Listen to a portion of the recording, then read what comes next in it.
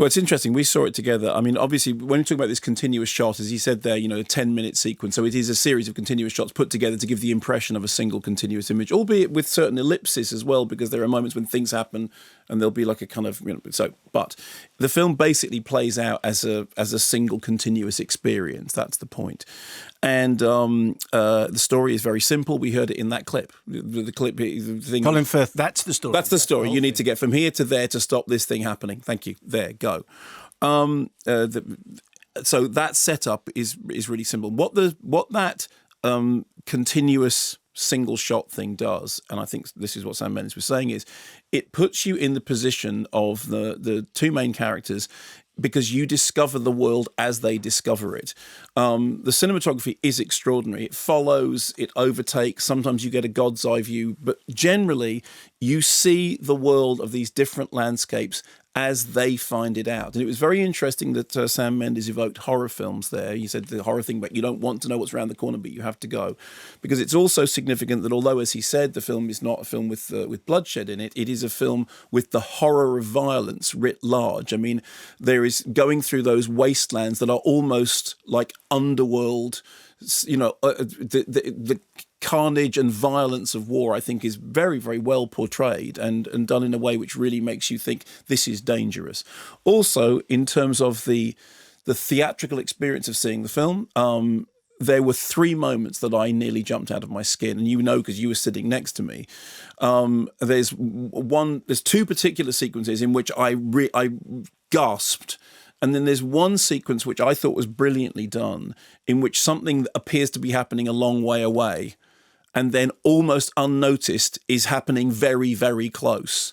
And that really did give me, I thought it was really beautifully orchestrated, because it was a thing about something in the distance seems strange, and then suddenly something up close seems really, really horrifying. And I did feel all the way through that those characters were in peril. And I didn't know, because I hadn't, I know you were talking about the trailer, but I didn't know how the story was going to play out. And I really liked the fact that the film basically told you the information as the characters found it out. I think the other thing that's really important about it is it does have this, for all the reality, for all its feet in the mud, in the trenches, and the physicality of what they have to do. There are some strange, surreal sequences.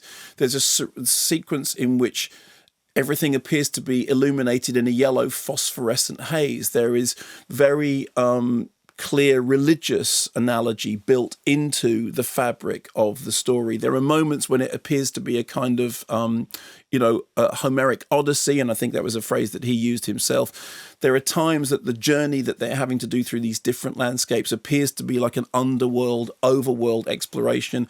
Is it daytime? Is it nighttime?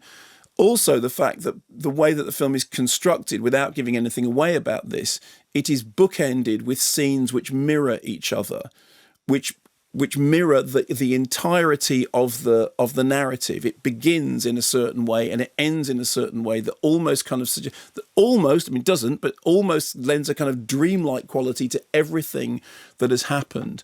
I thought the performances were terrific. I think the music is great. That it is significant that one of the most important scenes in the film is a scene that uses song and uses the power of music. I'm just writing that down now. That's what I wanted to mention. That. Yeah, because in a film in which the evocation of the violence of war and the tragedy of war, which I think is brilliantly captured in George Mackay's eyes, the youth and the old before their time and lost before their time.